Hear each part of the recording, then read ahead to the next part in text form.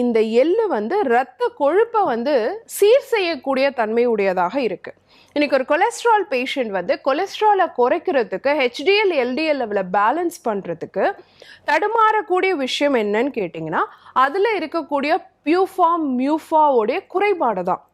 So poly unsaturated fatty ஆசிட்ஸும் mono unsaturated fatty ஆசிட்ஸும் தேவையான அளவுக்கு அவங்களுக்கு கிடைக்கலங்கிறதுனால தான் கொலஸ்ட்ரால் மாத்திரைகள் எடுக்க வேண்டிய ஒரு நிலைக்கு நம்ம தள்ளப்படுறோம்.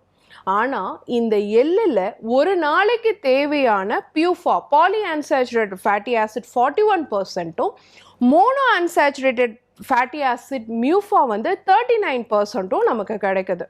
அப்போது இரத்த கொழுப்பு ரத்தத்தில் இருக்கக்கூடிய கொலஸ்ட்ராலோடைய அளவை நம்மளால பேலன்ஸ் பண்ண முடியல அப்படிங்கும் பொழுது இதில் நமக்கு தேவையான ஃபைபரும் அதிகமாக இருக்கிறதுனால நம்ம ரத்தத்தில் இருக்கக்கூடிய ட்ரைக்ளிசரைடோடைய அளவையும் டோட்டல் கொலஸ்ட்ராலோடைய அளவையும் கட்டுப்படுத்தக்கூடிய தன்மை எள்ளுக்கு இருக்கு.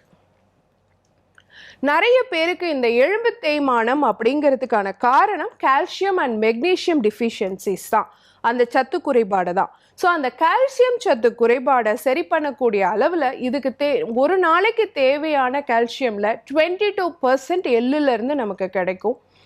மெக்னீஷியமில் 25% நமக்கு எள்ளுலேருந்து கிடைக்கும்.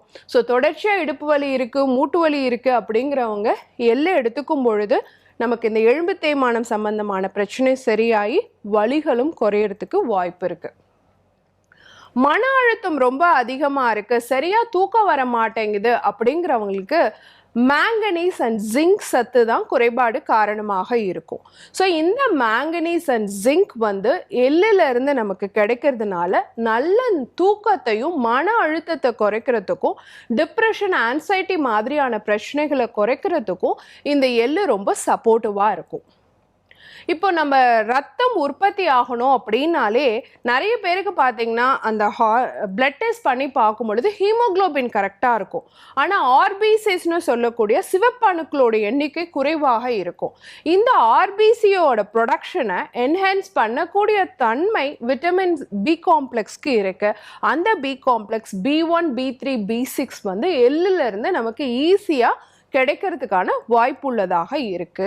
இரத்த சர்க்கரையோடைய அளவை கட்டுப்படுத்துறதுக்கும் கணையத்தினுடைய செயல்திறனை மேம்படுறதுக்கும் தேவையான முக்கியமான ஒரு தாது பார்த்தீங்கன்னா காப்பர்.